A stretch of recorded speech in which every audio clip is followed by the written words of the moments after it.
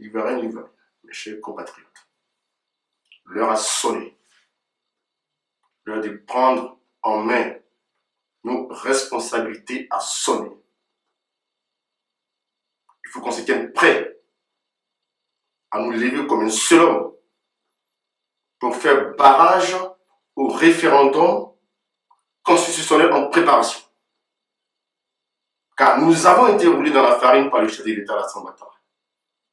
Jamais il ne s'est agi de voter une nouvelle constitution. On a parlé au début de réforme constitutionnelle. Après, nous sommes passés à une nouvelle constitution. Il s'agit d'un mensonge d'État. Le président de la République nous a menti, vous a menti.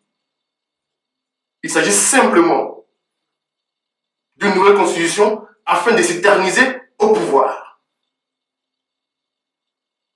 Il nous parle des accords de Marcoussis.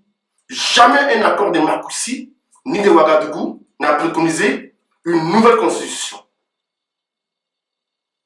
L'heure a sonné, on nous a trop volé, on nous a trop menti, on nous a trop brimé, on nous a trop appauvris.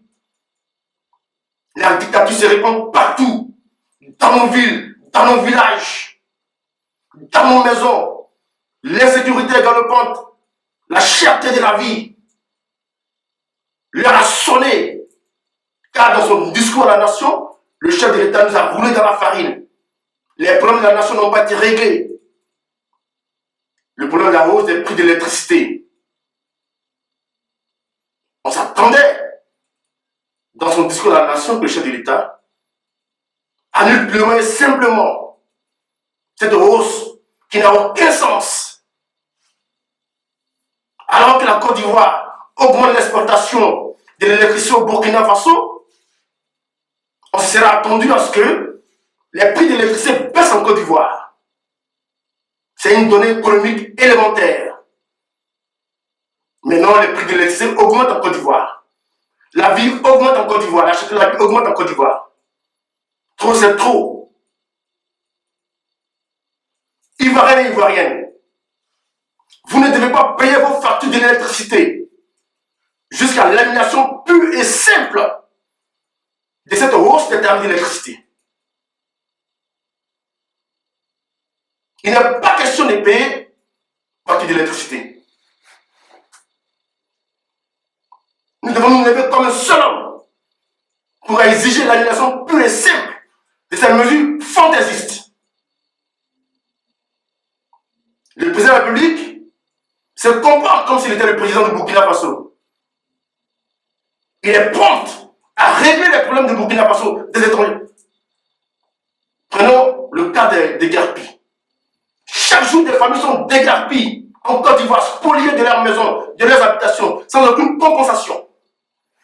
Et nous apprenons que 30 000 déguerpis du Mont Péco à l'ouest de la Côte d'Ivoire seront relogés, auront une compensation financière, etc., etc. C'est un scandale. Les prisons sont pleines de prisonniers politiques. Les chefs de l'État n'en parlent pas. L'heure de la dictature a sonné. Nous devons nous lever comme un seul homme. Car ce gouvernement-là n'a pas pour priorité l'éducation nationale. Les étudiants sont dans la rue tous les jours. Leur avenir est bafoué. L'avenir de la Côte d'Ivoire est bafoué.